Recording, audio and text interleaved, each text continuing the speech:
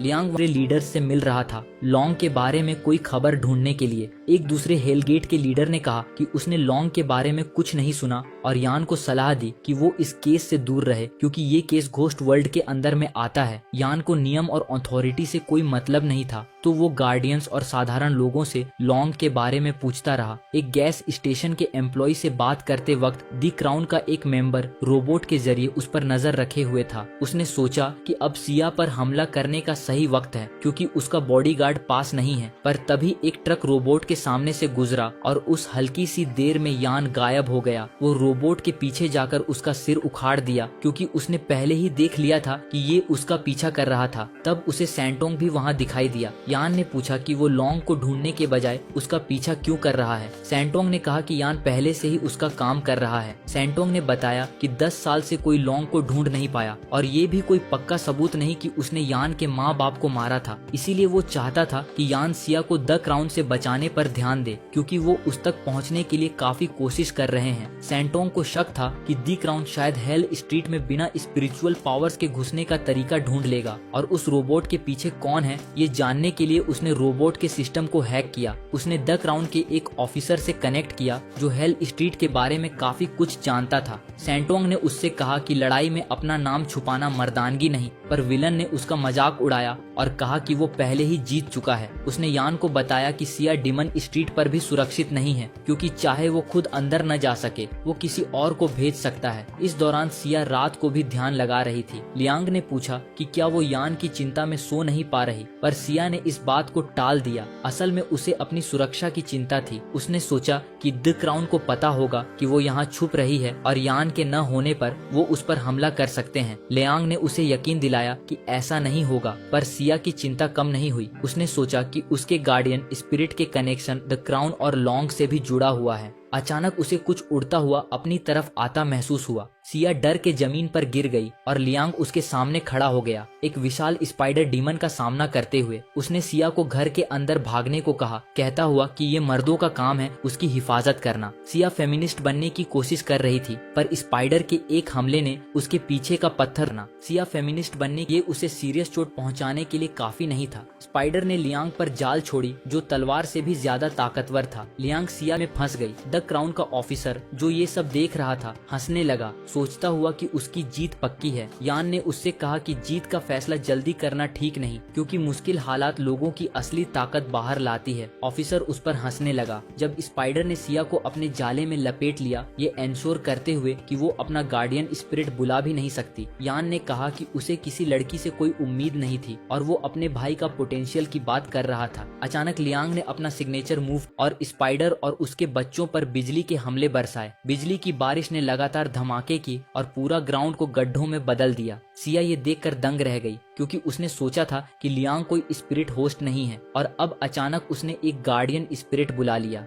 पर जल्दी ही उसे सारी सच्चाई पता चली जब लियांग ने अपने स्पिरिट की बैटरी निकाल दी। उसने सिया को समझाया कि ये एक मेका है जो स्पिरिचुअल रून पर चलता है, शायद टर्मिनेटर रोबोट जैसा जो उसकी जान के पीछे थे। सिया उदास हो गई कि एक छोटा बच्चा बिना स्पिरिचुअल गार्डियन के भी उससे ज्यादा ताकतवर है। उसने सोचा शायद ये इसलिए क्योंकि वो लड़की है और उसने लियांग से कहा कि उसके लिए भी एक मेका बनाए क्योंकि उसका गार्डियन स्पिरिट कितना भी कोशिश करने पर नहीं आ रहा। लियांग ने कहा कि एक लड़की को इतना हाई लेवल टेक्नोलॉजी देना खतरनाक होगा और वैसे भी ये मेका सिर्फ छोटे दुश्मनों के खिलाफ काम करता है। उसने समझाया कि मेका की फंक्शनैलिटी लिमिटेड है, पर एक गार्डियन स्पिरिट अपने मास्टर के साथ और भी स्ट्रॉन्ग होता रहता है। सिया को ये बात उसके दिमाग में नहीं घुसी। उसे लगा कि वो मेका के साथ भी स्ट्रॉन्ग बन सकती है। तभी यान और सैंटोंग वहाँ पहुँच गए। यान ने सुचू की मदद से अपने घर के नुकसान को ठीक किया और सैंटोंग ने सिया को बताया कि गार्डियन स्पिरिट सिर्फ लड़ाई के लिए नहीं होते, वो एक दोस्त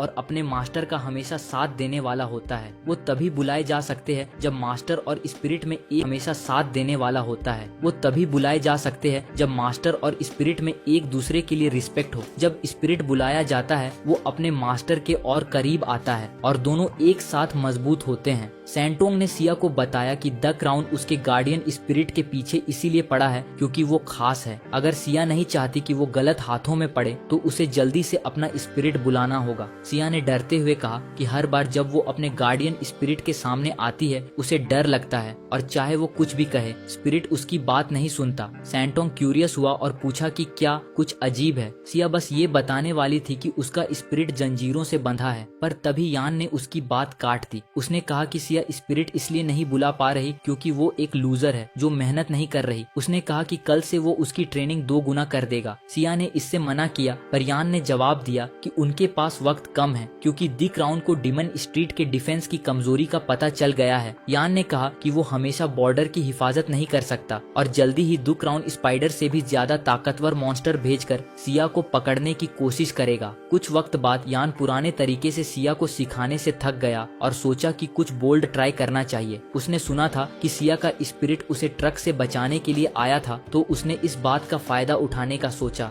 यान ने सुचू को बुलाया और उसे सिया को उठाकर अपने पीछे चलने को कहा। सिया इससे इनकार कर रही थी। सुचू ने उसे उठाया और यान के साथ डिमन स्ट्रीट के कॉर्नर तक चला गया। यान ने कहा कि ये ट्रेनिंग के लिए परफेक्ट जगह है क्योंकि यहाँ खूंखार भूत भटकते हैं। सिया अभी पूरी बात समझ भी नहीं पाई थी कि यान और सुचू वहाँ से भाग निकले। सिया डर के मारे कांपने लगी, पर ये डर उसके अंदर स्टेरॉइड्स का काम करने लगा और वो तेजी से यान की बाइक के पीछे भाग पड़ी। वो भूतों के हाथों मरना नहीं चाहती थी, पर यान ने कहा कि उसका गार्डियन स्पिरिट जरूर उसकी हिफाजत करेगा। उसने कहा कि अगर सिया ये रिस्क नहीं लेगी तो द क्राउन उसे ढूंढ लेगा और वो तब मारी जाएगी। यान ने सुचू को सिया को अपने से दूर रखने को कहा और दूर भाग गया, जबकि भूत सिया के आसपास घेरा डालने लगे। सुचू भी एक पोर्टल के जरिए जमीन के अंदर गायब हो गया। सिया अब बिल्कुल अकेली थी, इतनी डरी हुई कि वो स्पिरिट बुलाने वाला डांस भी नहीं कर पा रही थी। पर यान, लियांग और सैंटोंग उसकी मदद के लिए पास ही थे। भूत सिया के और करीब आ रहे थे और वो अपनी पूरी ताकत से उन्हें डॉज करती और दूर भागती रही। एक भूत ने पीछे से उसे पकड़ लिया और बाकी ने उसे जमीन पर दबा दिया। लियांग तुरंत उसकी मदद के लिए आना चाहता था, पर यान ने उसे थोड़ी देर और रुकने को कहा। सिया हर पल मौत के करीब जा रही थी और वो जोर से चिल्लाई कि कोई उसकी मदद करे। उसका गार्डियन स्पिरिट बस जागने वाला था कि अचानक यान, लियांग और सैंटोंग ने भूतों पर हमला करके उसे बचा लिया। उन्होंने मदद इसीलिए की क्योंकि उन्हें सिया के गार्डियन स्पिरिट का एहसास हुआ और उन्हें पता चला कि वो इसीलिए नहीं निकल पा रहा क्योंकि वो हार्ट चेन नाम की चीज से बंधा था।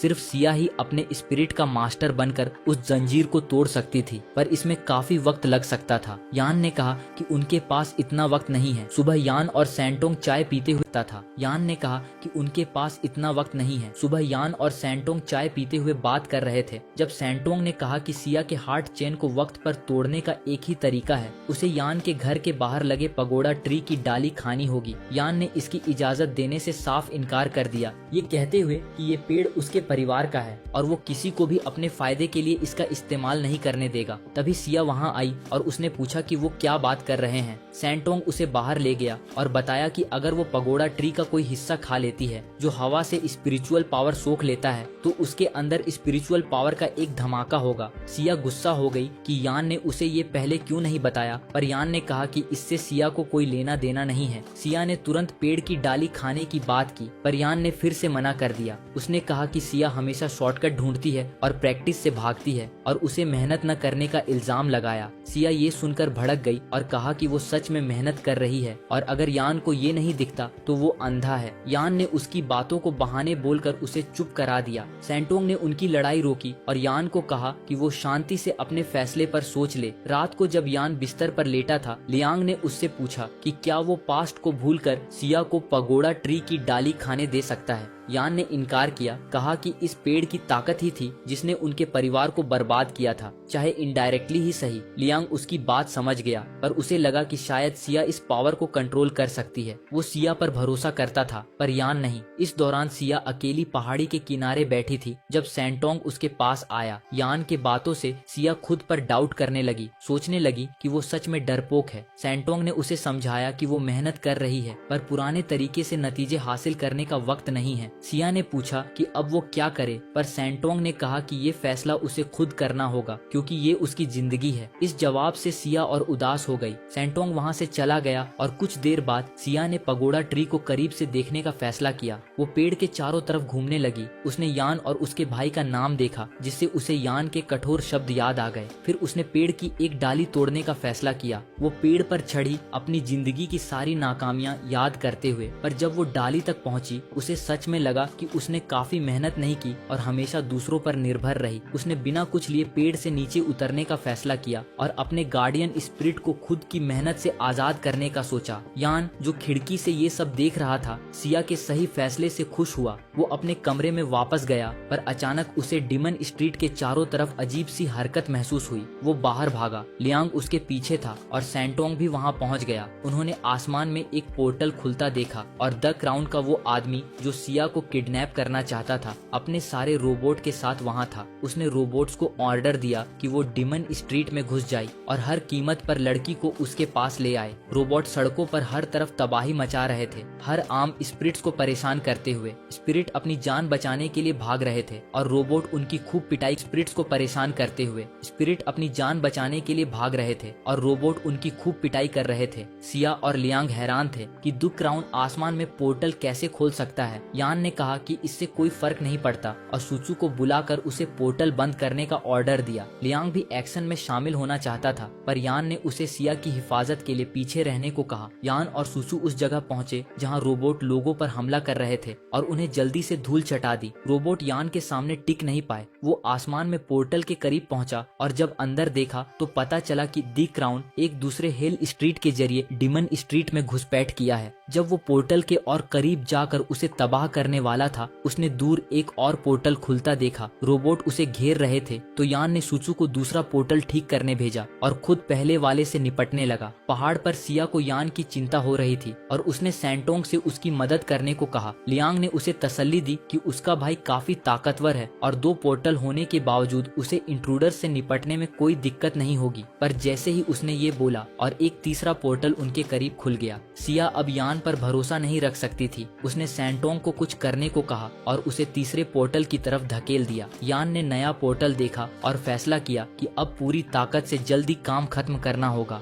उसने अपने स्टाफ से फायर रिलीज किया, जिससे एक ही बार में सारे रोबोट को खत्म कर दिया और उनके बॉस को ललकारा। बॉस को लगा कि वो यान से नहीं जीत सकता, तो उसने और रोबोट नीचे भेजे और चूहे की तरह भाग गया। जब यान, सूचू और सैंटोंग तीनों लड़ रहे थे, सिया बस चिंता में डूबी उन्हें देख रही थी। पर लियांग ने पोर्टल के खुलने का पैटर्न देखा और समझ गया कि अगला पोर्टल उनके घर के पीछे खुल सकता है। वो छत पर चढ़ा और अपने मेका स्पिरिट लियूयू को समन किया। तभी एक पोर्टल घर के पास ही खुला और लियांग ने लियूयू को अपना अल्टीमेट अटैक करने का ऑर्डर दिया। उसने रोबोट्स पर बिजली बरसाई, उन्हें डिमन स्ट्रीट में घुसने का मौका भी नहीं दिया। सैंटोंग ने भी अपना काम खत्म कर लिया था और लियांग की काबिलियत देखकर हैरान था। सूचू ने भी अपनी तरफ के आखिरी रोबोट्स को हरा दिया और यान भी अपनी लड़ाई जीत चुका था।